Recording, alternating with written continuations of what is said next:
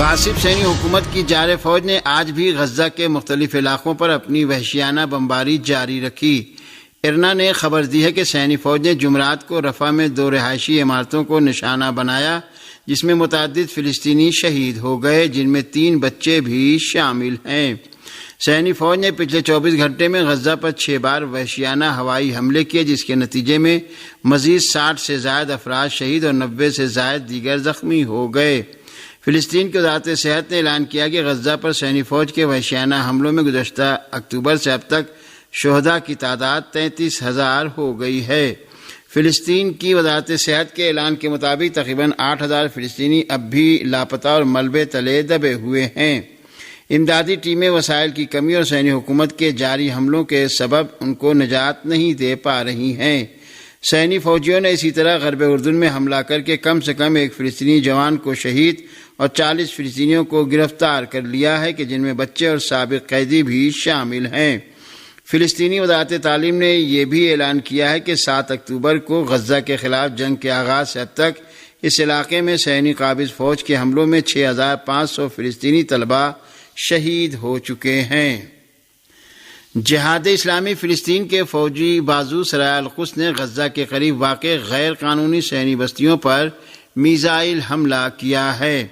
شہاب news agency کے مطابق جہاد اسلامی فلسطین کے فوجی بازو سرائے القدس نے اعلان کیا ہے کہ غزہ کے مظلوم عام شہریوں کے خلاف وحشیانہ صہیونی جارحیت کے جواب میں غزہ کے قریب غیر قانونی بستیوں کے مختلف علاقوں من جملہ صدی روت اور نیرام اور دیگر علاقوں کو میزائل حملوں کا نشانہ بنایا گیا۔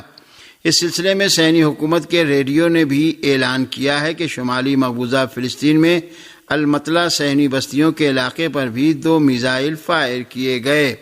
اس سے پہلے بدھ کو بھی صہیونی ذرائع نے مغربی کنارے میں ایک کار کی زد میں آ کر 4 صہیونی پولیس اہلکاروں کے زخمی ہونے کی اطلاع دی ہے۔ صہیونی پولیس اہلکاروں کو کار سے زخمی کرنے کی یہ کارروائی نتانیہ کے جنوب مشرقی علاقے کوخاو یائر میں ہوئی، جس کے نتیجے میں 4 پولیس اہلکار زخمی ہو گئے۔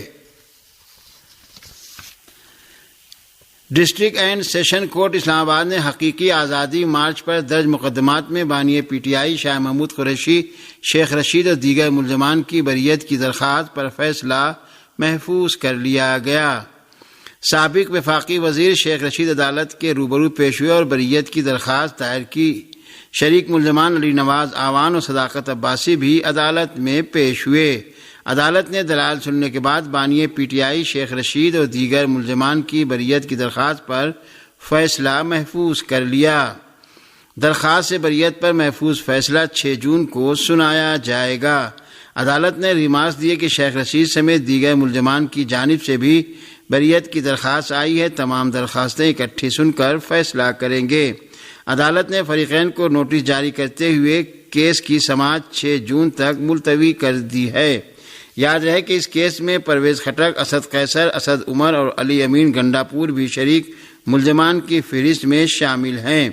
ملزمان کے خلاف آزادی مارچ سے متعلق تھانہ I-9 میں مقدمہ درج ہے۔ مودی حکومت کو جھٹکا، آپ رہنما سنجے سنگھ کی ضمانت منظور۔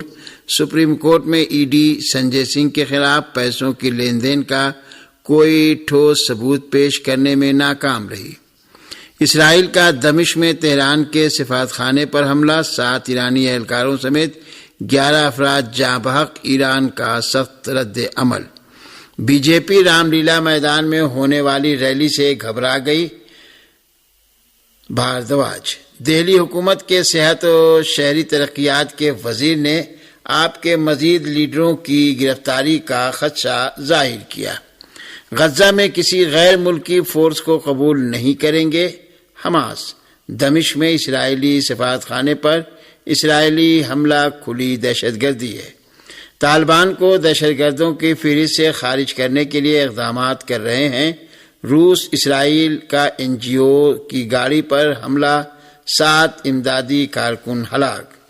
اسرائیل کا اسپتالوں کو میدان جنگ بنانے کا کوئی جواز نہیں۔ سلامتی کونسل میں غزہ جنگ بندی اور مانیٹرنگ کے لیے فرانس کی قرارداد پیش۔ اسرائیلی وزیر اعظم نتن یاہو کے خلاف اسرائیلی مظاہرین سڑکوں پر۔ افغانستان میں لفظ پارٹی کا استعمال بھی جرم۔ بشرا بی بی کو سب جیل میں زہر دیا گیا، اگر کوئی نقصان پہنچا تو فوجی سربراہ ذمہ دار رہیں گے، عمران خان کا بیان۔ اسرائیل کے فضائی حملے میں 6 امدادی ورکرز ہلاک، غزہ میں مشہور شیف جوس اینڈ ڈریسر کے ادارہ ورلڈ سینٹرل کچن کی سرگرمیاں معطل۔ شام میں ایرانی قونصل خانے پر اسرائیل کا حملہ، پاسداران انقلاب کے ساتھ شام کے 2 اور لبنان کا 1 فوجی جاں بحق۔ اسرائیلی فوج کا حملہ کرنے کا اعتراف۔ دمشق میں ایرانی قونصلیٹ پر حملے کا جواب دیا جائے گا، ڈاکٹر ابراہیم رئیسی۔ اسرائیل بین الاقوامی قوانین کی کھلی خلاف ورزی کا مرتکب، ایران کے وزیر خارجہ۔ دمشق میں ایرانی سفارتخانے پر حملے سے ہمارا کوئی تعلق نہیں ہے، بائیڈن انتظامیہ۔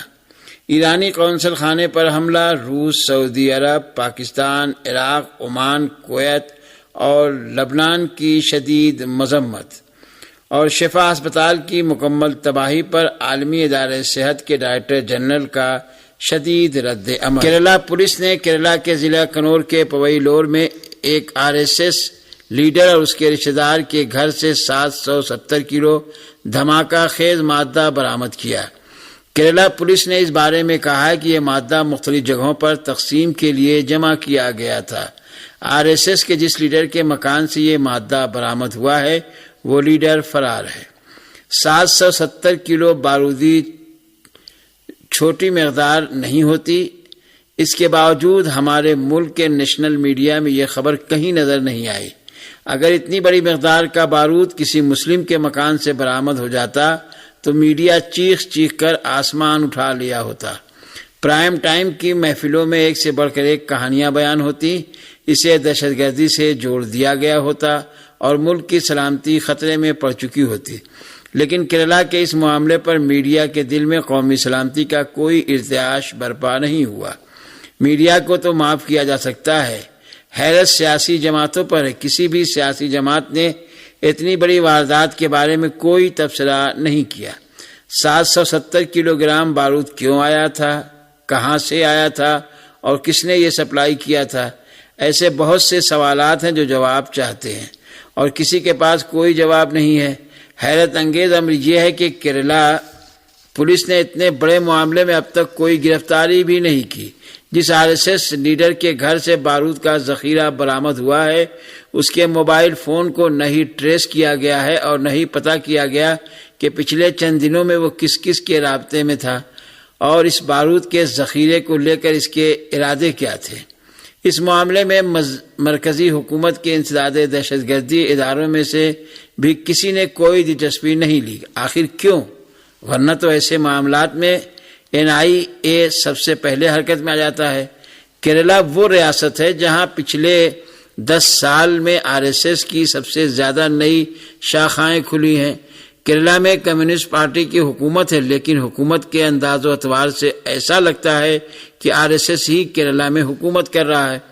کیرلا کے اسی ضلع یعنی کنور میں پچھلے سال ایک RSS ورکر کے گھر پر بم بناتے ہوئے شدید زخمی ہو گیا تھا۔ اس معاملے میں بھی کوئی گرفتاری نہیں ہوئی تھی۔ کیا اس دھماکہ خیز مادے کی برآمدی کے تار کہیں اسی واردات سے تو نہیں جڑے ہیں؟ نہ ہی بم بناتے ہوئے زخمی ہونے والا RSS اس پورے کھیل میں تنہا ہوگا اور نہ ہی 770 کلو گرام کے اس معاملے میں کوئی ایک ہی شخص ملوث نہیں ہوگا۔ یقیناً اس میں پورا گروہ ملوث ہوگا اور یہ ملک میں بم دھماکے کرانے کی ایک بڑی سازش ہو سکتی ہے جو ملک میں امن و امان کی صورتحال کو تباہ کرنے کے لیے رچی جا رہی ہے، جبکہ پارلیمنٹ کے انتخابات بھی بہت ہی قریب ہیں۔